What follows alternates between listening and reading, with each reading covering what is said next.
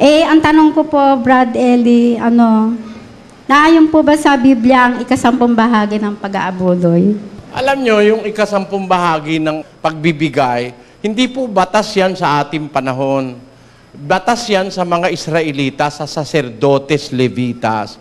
Pakinggan nyo sa screen, kayo mismo bumasa, 7:5 ng Ebreo. Ang sabi po riyan, at katotohanan ang sa mga anak ni Levi, na nagsisitanggap ng katungkulang pagkasaserdote, ay mayroong utos na kumuha ng ikasampung bahagi sa bayan, ayon sa kautusan, sa makatwidbagay sa kanilang mga kapatid. Tanyo? Baga ng mga ito'y galing sa balakang ni Abraham, ang sabi diyan. Yan pong talata, sabi, yung mga anak ni Levi na nagsisitanggap ng katungkulang saserdote. Yung mga saserdotes, levitas, may katungkulang kumuha o may utos na kumuha ng ikasampung bahagi sa bayan. Saan pong kukuha? Sa mga kapatid nila sa bayang Israel. Kukuha sila ng ikasampung bahagi. Yung pagkuha nila, utos yun. Yun naman, pagbibigay ng Israelita, utos din sa kanila yon. Puntahan naman natin ang 3 ng Malakias.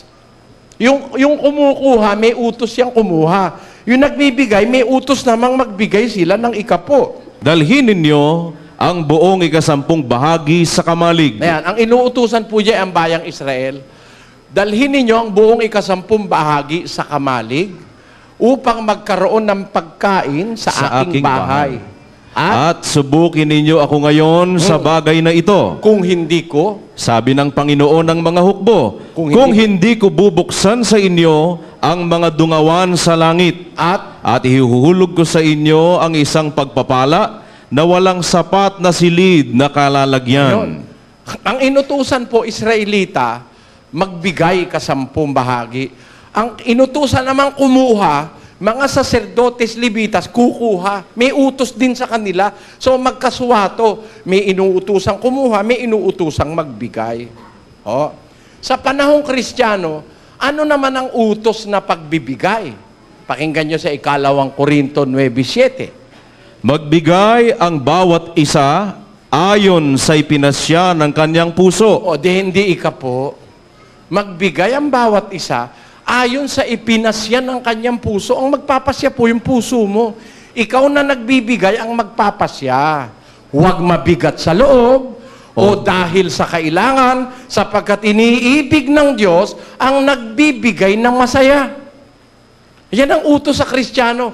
Yung utos sa mga saserdotes, levitas, ikasampung bahagi kukunin. Utos naman sa Israel, magbibigay ng ikasampung bahagi. Pero sa panahong Kristiyano, ang utos, magbigay ayon sa pasya ng puso. Wala pong ikapurian. Maaaring yan maaaring mababa ng kaunti sa ikapo. Maaaring namang mataas ng kaunti sa ikapo. Kasi ikaw ang magpapasya. Kung ipinasya mo, ibigay mo 5, ikaw ang bahala. Kung gusto mo namang ibigay 7 lang o 5 lang, ikaw pa rin ang bahala. Kasi ganun ang batas ng Kristyanismo. Yung pong utos ng pagbibigay ikapo, ilagay nga uli natin yung 7:5 ng Ebreo.